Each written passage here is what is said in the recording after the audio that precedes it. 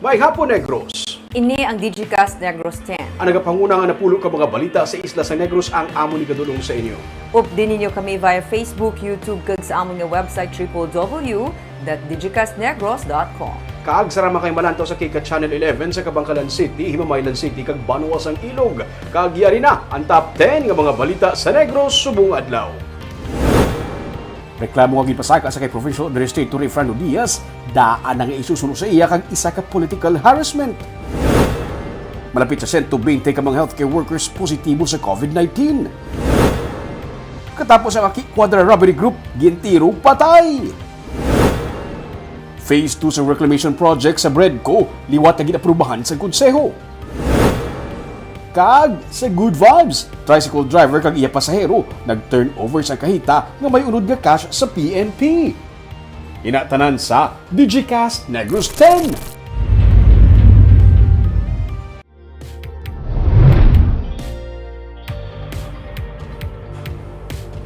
Sa number 10, Department of Health ang nagpaathag nga ang mga nabakunahan para sa COVID-19 sarang sa gihapon makadonate sang dugo.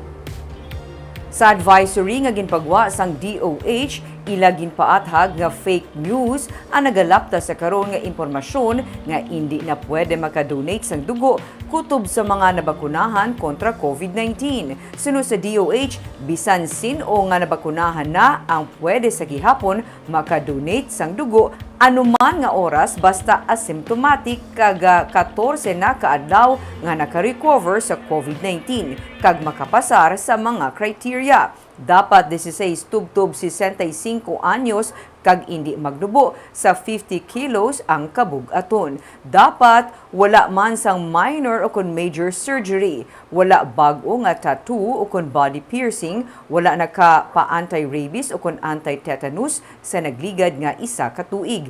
Dapat wala man nagapakigbahin sa high-risk behavior pareho sang male-to-male sex o kon multiple sex partners. Dapat hindi man pwede ang may diabetes o kon hypertension. Paandam sa DOH sa publiko, likawan ang paglapta sa kon pagpalapta sang hindi amo o kon wala ma-verify nga impormasyon.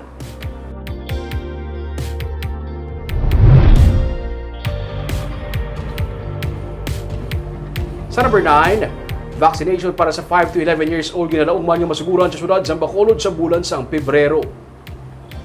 May masobra sa 90,000 ka mga kabataan nga nag-edad 5-11 anyos ang target nga mabakunahan sa Emergency Operations Center sa Bacolod. Sa record sa EOC, may masobra na sa 5,000 ang yara sa master listing sang kabarangayan. Suno kay Ang, Executive Director sa EOC, pagasuguran sa Interagency Task Force ang pilot COVID-19 vaccination sa 5 to 11-year-old sa National Capital Region sa madason nga semana. Ang Pfizer nga brand sang vaccine amo ang may emergency use authorization halin sa Food and Drug Administration. Amo man ini ang ginagamit sa pediatric vaccination sa mga nag-edad 12 tubtob 17 anyos. Pero mas lower nga dosage sang amo nga vaccine ang natalana nga gamiton sang National Task Force Against COVID-19. Ginapaabot naman sang EOC nga mabaton ang guidelines kag supply sa dugang nga bakuna sa madason nga semana para masugdan ang pagpambakuna sa mga magagmay nga kabataan sa bulan sang Pebrero.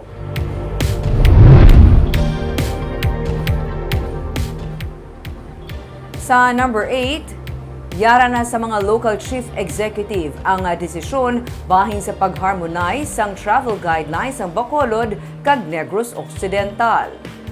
Natalana sa Biyernes sang hapon ng virtual meeting sa tunga sang probinsya kag Bacolod nga damlag pa ginhinyo ni Bacolod Mayor Evelio Leonardia para talakayon ang pag-harmonize ng travel guidelines sang Bacolod kag Negros Occidental sa mga magagikan sa Manila. Suno kay Provincial Administrator Fernando Diaz, yara man ang mga alkalde sang banwa kag syudad sa probinsya sa amo nga virtual meeting. Ang mahatag sa Provincial Health Office bisan pa sang Hospital Operations Department recommendation man lamang ang desisyon yara sa mga local chief executives. Tigaylo sa negative RT-PCR test result, rapid antigen test na lamang kung tani ang pangayuon sa mga magapadulong sa Bacolod base sa proposal ni Mayor Bing. Ini sa tunga sang panawagan kag reklamo sa mga luyag magsulod o kung magpauli sa Bacolod. Sa sitwasyon karon nga nagasaka ang kaso sa COVID-19, mabudlay suno kay Diaz ang maghalog sa board. it's up for the chief executives to decide. Kami diya implementar lang, mahatag kami advice. If they decide, sila gid makadesider, of course, no? Wala sang iba na makadesider except ang aton nga mga local chief executives in consultation with each other.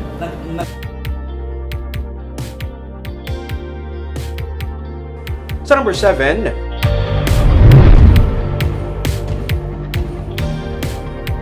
Konseho susunod sa Bacolod liwat na ginaprubahan ang Resolution of No Objection para sa Phase 2 sang reclamation project sa Bredco.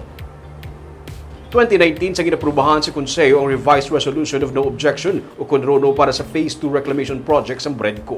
Ang Bredco ang itagaan sa syudad sa 2-3 katuig para matapos ang proyekto. Sunod sa kay Councilor Dindo Ramos, chairperson sa Committee on Laws, wala ini mapatuman tugas ang pandemic, rason nga naghinyo liwat ang kumpuyahan sang RONO para sa proyekto. Ang bagong RONO ang naghahatag sang 3 katuig sa Bredco para matapos ang reclamation project. 24 bilyones pesos ang investment sa business Taipan nga si Lusuco para sa Phase 2 sang reclamation project sa kapin 300 hectares sang offshore land sa Bacolod.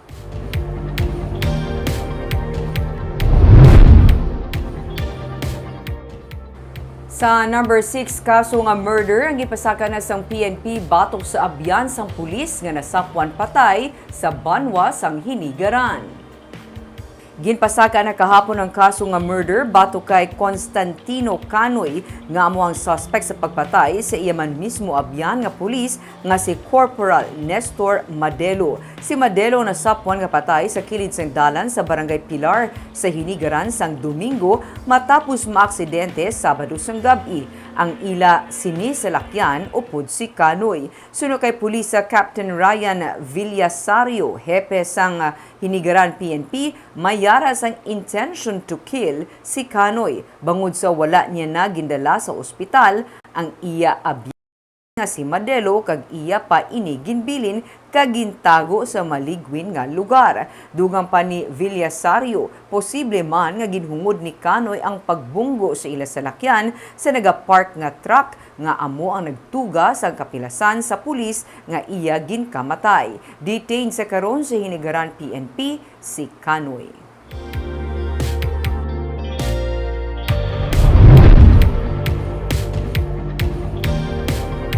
Sa number 5, most wanted sa kaso nga carnapping, nadakpan sa syudad sa Bacolod.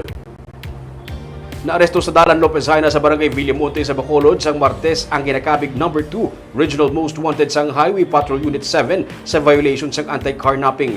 Ang ginaresto amo ang 65 anyos nga si Mary Ann Ramos nga ginaligar katapos ang Vista Carnapping Group. Ang RHPU-7 amo napatigayon sa operation agud madakop si Ramos pinagi sa warrant of arrest sa kaso nga pagkarnap sang isa ka truck. Detained karon si Ramos sa Dumaguete PNP.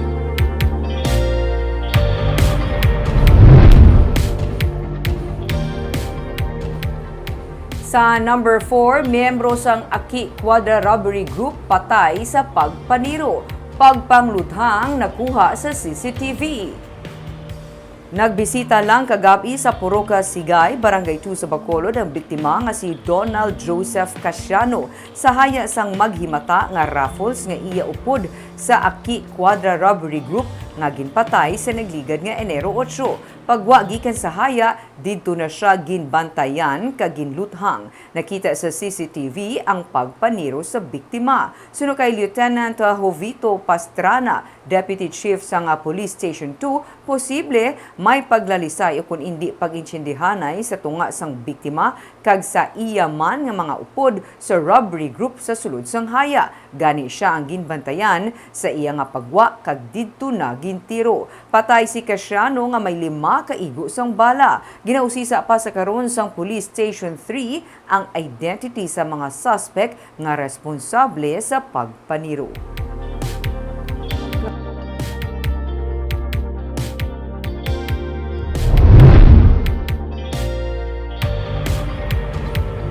Sa number 3, nag-a-average siya karon sa tag 200 ka mga new COVID cases ang sunod sa Bacolod sa kada adlaw. Sunod sa EOC, sarang pag ini magsaka sa marason ng mga inadlaw.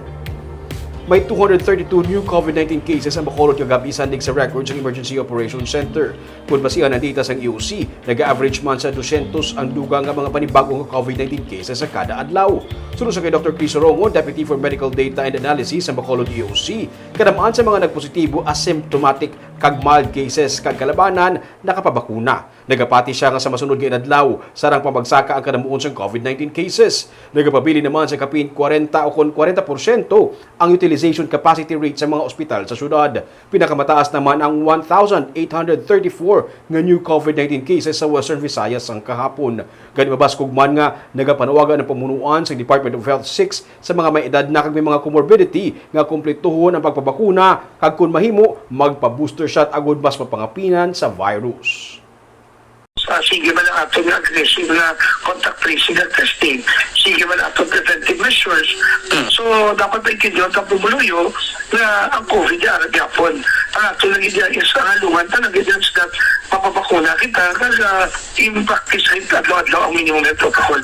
And ginapaabot na ba sila kami guys masakang pagiging kaso, especially so nga katamaan sa atong pumuluyo, nag-test lang self-test kits lang, no? Nagabakalan sila sang antigen test kits, kaya ginatest sila ang balay sa balay lang, kaya nag-self-isolate lang sila. Sa number 2,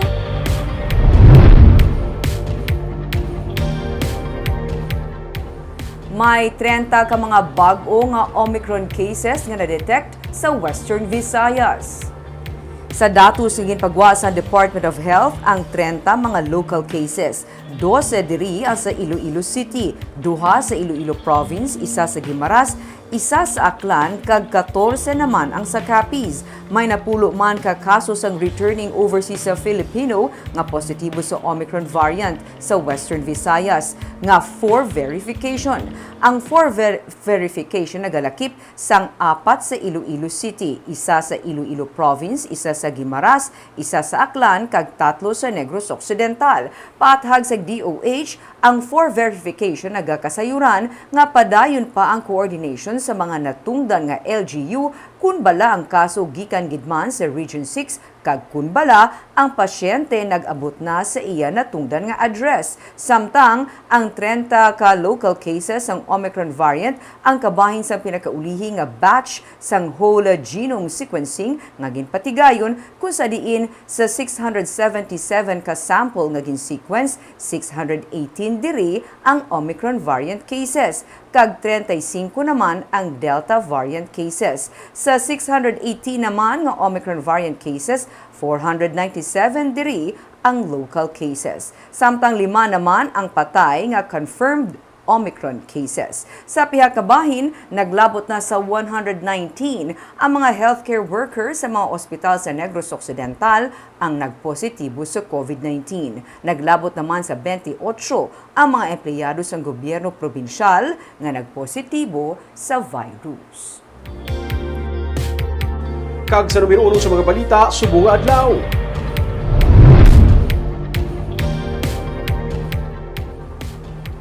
Duha ka mga persona nga gintigluwas ang ilang abogado ang nagsulat sa reklamo sa Deputy for the Ombudsman for the Visayas inimayangot sa pag-hire sa probinsya sa 23 ka mga job order workers nga taga Bacolod City.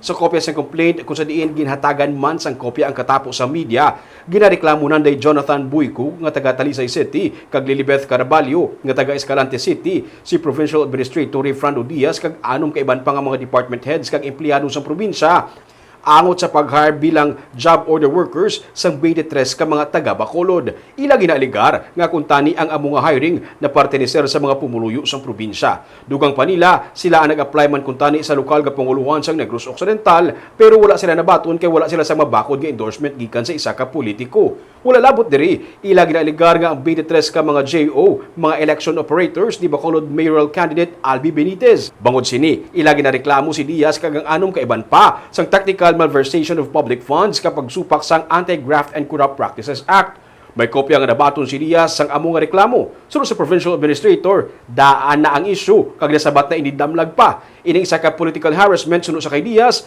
kag lantawo na lamang sunod sa iya ang abogado nga nagatiglawas ang duha ka tagreklamo. iniamuman ang abogado nga nagauyat sang disqualification case batok kay Benitez. Wala man sang lahi nga nagadumili sa pag-hire sa probinsya sa mga residente sa Bacolod. Ang mga gin-hire qualified kag makabig nga asset. Ang 23 ka mga ginatumod suno sa kay Diaz, may mga trabaho kag sila mga contact tracers. Kabahin na ini sa tuyo sang gobyerno probinsyal nga mabuligan ang ekonomiya sa paghatag sang trabaho.